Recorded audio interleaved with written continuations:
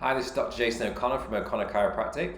So we're going to talk about stress, how it impacts the nervous system and quality of sleep, and how those two are linked, and again that negative effect that has on the body and the nervous system. So let's get straight into it. Stress is not necessarily a bad thing. Obviously stress was actually designed to save our lives. So there's certain chemicals and hormones the body releases as part of that fight or flight response. So if we feel a danger, again, thousands of years ago, the usual stress was a tiger was trying to attack you, or a wild dog, or something like that. And the body will always look to defend itself, and it's going to do that in two ways. It's either going to fight something or it's going to run away from something. So to do that efficiently, it dumps a load of hormones. So cortisol is the first primary one, and then we've got insulin, which is affected. You're releasing those blood sugar, adrenaline.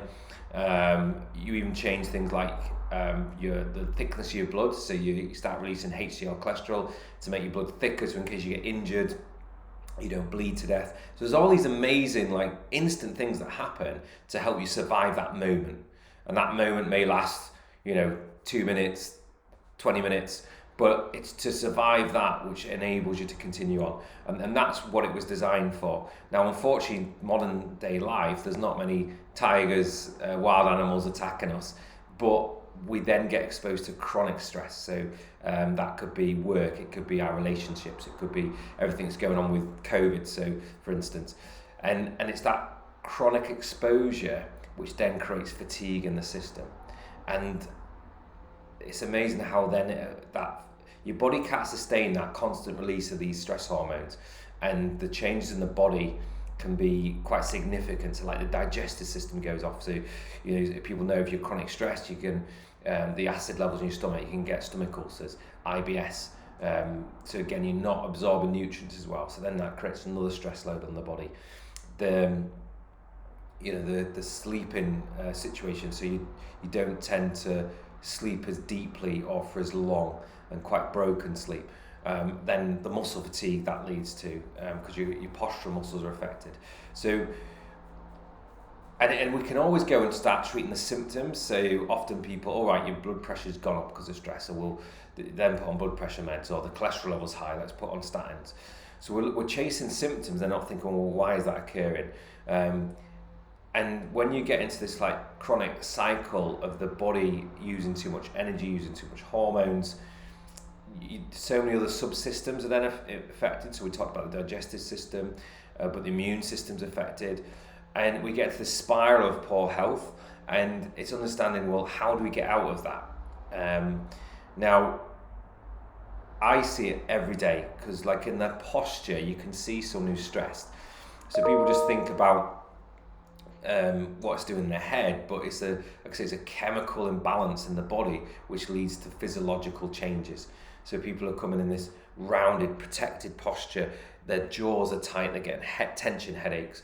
So there's all this kind of impact that it's having, and then when I lay on the bench, do those adjustments, we start to immediately release that tension.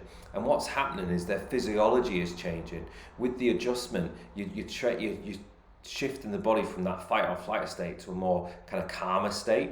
So and again, the research shows that these cortisol levels, adrenaline levels, they reduce down straight after an adjustment. And when we do that, another big thing people notice is their sleep becomes a lot better, because their nervous system isn't on that high alert state. So it's kind of breaking that cycle, but you say it is a catch-22, because like you say, when you're not sleeping, you become more ratty is a good word, I suppose, to say. You create more stress, and you just get into this kind of real hole with it. So we want to try and help you get out of that. So with the sleep patterns as well, you want to try and not do things that are going to stimulate your nervous system. So again, sugars, and again, this is where it becomes a vicious circle, because what happens when you feel stressed, anxious, first thing you want to do is have sugars. You go for the chocolate, you go for sweets, you go for alcohol, because that's full of sugar, and you have your glass of wine. Oh, it feels better. So we can often get in that cycle of kind of perpetuating or feeding the stress response. So it's recognizing that. So try and, reduce the amount of sugars, bad fats, things like we go for, again, chocolate, crisps.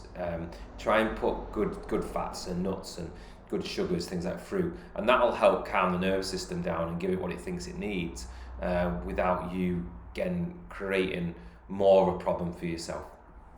So again, you don't sleep well if you're drinking alcohol or having sugar, because again, it's a stimulant. Not being overstimulated electronically. So again, we can all be guilty of this. What we're checking, Facebook, Instagram, emails, things like that before we're going to bed. People have got them right next to their bed, wake up in the morning, straight into it again. So I think decreasing, certainly social media, which is just a waste of time, isn't it? Try and reduce that significantly, which will help with your quality of sleep. And even not, watching the TV. I always say, don't watch the news. I mean, the news is terrible. A lot of people, 10 o'clock news, have half an hour of kind of looking at what all the terrible things are going on around the world. It's not in our world, but we're almost bringing that into our consciousness, like it's like our environment, which again, so the nervous system, there's all these killings and deaths and floodings and all these things going on in the world. So the nervous system's going to get in this higher state of fight or flight again, so which is not going to allow you to sleep. So that's a good tip to do. So whatever, if you want to help get yourself into a relaxed day, whatever works for you. So whether reading or listen to music, having a hot bath, just try and calm down, the nervous system. And this will help get you prepared for going into a deeper level of sleep. Now also, the hours before midnight count as double as the ones afterwards. So I always say get to bed early. So even if you're waking up at, 4, 5, 6, it's better doing that than going to bed late and then sleeping in later and actually waking up and you feel just as tired, and you've lost a good part of the day. So I think always try and get to bed early, and then get that kind of energy back into the system, that vitality, and start to break that kind of chronic pattern. And again, even if you do wake up tired in the morning, it's not going into that pattern of feeding the body with sugar. So caffeinated drinks, sugary foods, as we often do first thing in the morning, or even worse, skipping breakfast. So I'm going a bit into nutrition here, but it's all kind of linked together. So as I say, doing those, not overstimulating the nervous system, not putting the wrong kind of stimulants in terms of our food into the body before we go to sleep, trying to get to bed early, they're all things that help. Now, what position should you sleep in? So often when we're stressed and we're not sleeping well, we toss and we turn. The worst position to lay on is on your front. So try your best to avoid laying on your front. The best position is on your side. So on your side, one pillow, try and keep your spine fairly straight, so not in this kind of flexed fetal position. So again, talk about the stress response, how we're all tight and the jaw's tight. We don't want to be sleeping in this position. Try and open up the body a little bit. We do have in-house kind of pillows. We've got a company that supplies mattresses as well. So I'll just talk briefly about that. In terms of the pillow, you've probably seen these in the clinic, these sleeping pillows. And as you can see on the picture there, you want to be on your side, one pillow. This pillow is shaped to hold your head in that neutral position to create that support here, so you're not scrunching up and you're not going too far the other way as well. So we want to keep that spine, keeping it in neutral. I think there's a little picture there actually, yeah. So you can see below here how it's keeping the spine kind of straight. So that's what we want to kind of aim for. Now, this is memory foam because again, it's comfortable in terms of it sinks in a little bit, but then it supports you so it doesn't completely collapse. You don't want 2-3 pillows because they're going to move about and you'll be changing position constantly and not. This helps to hold you so when you wake up you're in the same position that you went to sleep in. So they're pretty good, and they're also adjustable so you can get them at the right height. So there's inserts that you can take in and out. You can see probably briefly on that picture there just to get it to the right height. So these are one of the best ones we found. They're actually Australian pillow that we get shipped in. And in terms of mattresses, the best mattress is memory foam. So again, but not, it needs to be a good quality memory foam because the less dense it is, more it collapses down. So again, your spine's going to bow.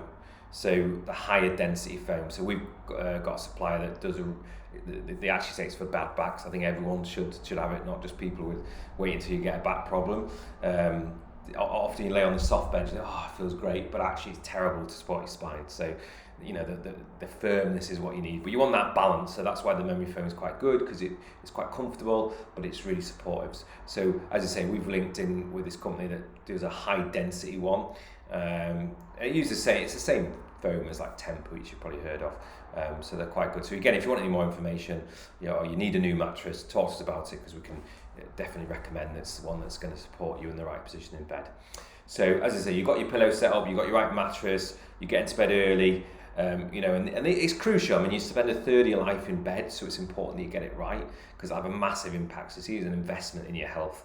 So you're doing all those good positive things, and also what's crucial is you're getting your adjustments, because again, if your body's stuck, I always say it's like when you've been exposed for a long period of time to stress, it's like the accelerator pedal stuck on, and what the adjustments doing is almost like applying the brake, and it's moving it from what we call sympathetic dominant, that's that fight or flight, more to a parasympathetic state. So your adjustments are actually crucial in that, and it's even when you're in more stress, that's when the adjustments are even more crucial to have. But a lot of people, when they're stressed, I haven't got time to fit that in, and they don't come through adjustments. They cut down their exercise, the diet gets worse, and then this cycle of stress gets worse and worse and worse. And it's just understanding chronic stress leads to the majority of all the chronic diseases that kill us. So heart disease, cancer, diabetes, all these are closely linked. Depression, anxiety, so these are all closely linked to your levels of stress. So hopefully that information is helpful in terms of what sleep position, what routines that I need to get in, but just getting across the significance of the importance of your sleep and the devastating effects of stress on your nervous system, and how chiropractic can help get you out of that rut. So if you are listening to this and you are in a state of stress, and you think you can't get out of it, don't worry, there's lots of people that have been in your exact same position, and just do it with one little thing. Just take that first step, whether it is cutting down on the alcohol, whether it is doing something that's more relaxing before you go to bed, whether it's getting booked in, getting some adjustments to help get your nervous system into a healthier state. Just start with a little step, and then we can build on it from there. So yeah, if you've got any further questions, I'm trying to think of any other sleeping positions. If you can't sleep, I say definitely don't sleep on your front. If you can't sleep on your side, you can go on your back. Use the same pillow, because that'll, again, it won't push your head forward. It allows you to keep maintaining that C curve. So yeah, on your back is fine. Probably put a pillow underneath your knees. What that does is it helps relax your lower back. So just slight bend of your knees, pillow underneath, and it just relax your lower back. Also, yeah, if you're on your side, a good thing is to put a pillow between your knees, because it stops the leg crossing over. And certainly with women tend to have wider hips. I'm not having a go at you ladies, just how we're anatomically designed. So what that means is your leg is going to drop across further. So that's why it's good to put a pillow between your knees, because it just helps support your pelvis, and you tend to get less back issues with that. I know a few ladies, they get a pregnancy pillow, the longer ones, for when they're having a baby, but then they keep using it afterwards, because they find that's quite good to support them in that position. So yeah, that's another thing you can do in terms of sleeping position. But any other questions, queries about sleep, about stress, just drop us a message, give us a call. We're happy to talk through that and to help you with that. And we want better quality sleep, we want healthier nervous systems, and we want to be shifted from that fight or flight state to a much calmer state for us as well as we possibly can. So yeah, we'll look forward to seeing you all soon.